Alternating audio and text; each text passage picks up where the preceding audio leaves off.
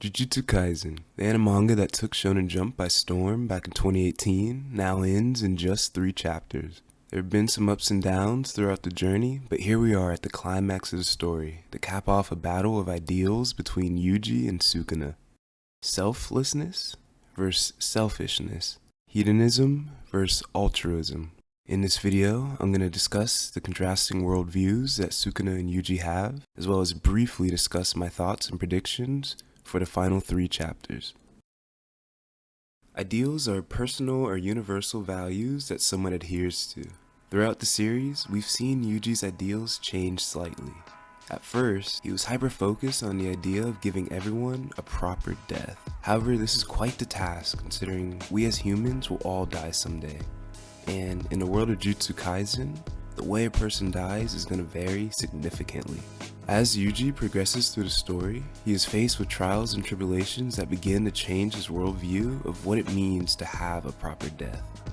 With Nobara, before she is seemingly killed, she says, "Tell everyone it wasn't so bad."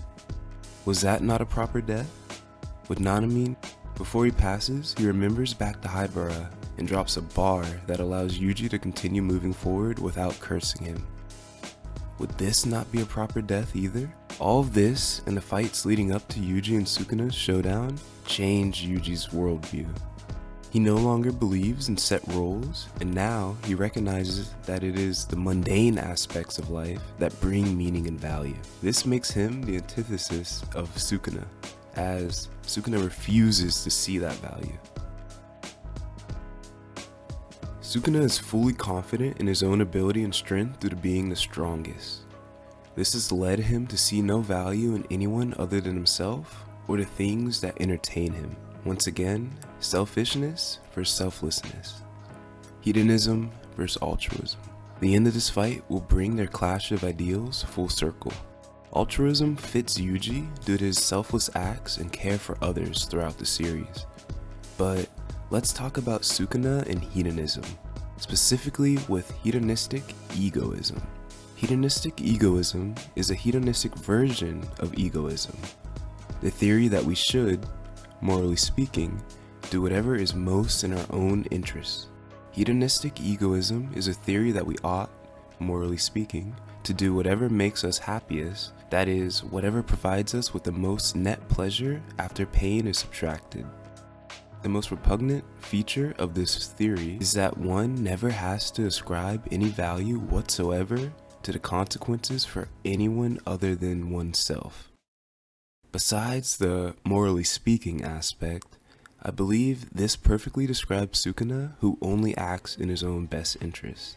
Especially the last sentence, as Sukuna places no value in anything that doesn't interest him. Sukuna claims he loathes ideals, that he doesn't believe in them at all, and he thinks that everyone that has challenged him in the past were just fools desperately clinging to their ideals due to their own weakness.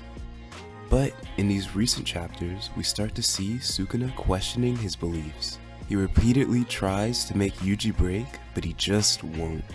Yuji continuously clings to his ideals despite all the tragedy he's faced. Sukuna has seen proof that Yuji sticks to his ideals, which has likely made him think back to some of his fights throughout his life. Maybe, just maybe, their ideals were real too. This is why in the recent chapters, and especially 267, we see Sukuna furious, focused not only on killing Yuji, but killing everyone he loves and values in front of him to crush his ideal, to prove to himself that his worldview is correct. And this is where he lost. We saw the same thing happen with round 2 of Gojo vs Toji. Had Toji stuck to his ideals, he would have just ran away, because there would have been no benefit in fighting Gojo a second time, but instead he chose to challenge the strongest, and that led to his death. This is also why we see Sukuna so desperately trying to convince Megumi to relinquish control. He knows that he's cooked. The power of ideals is a huge component of JJK.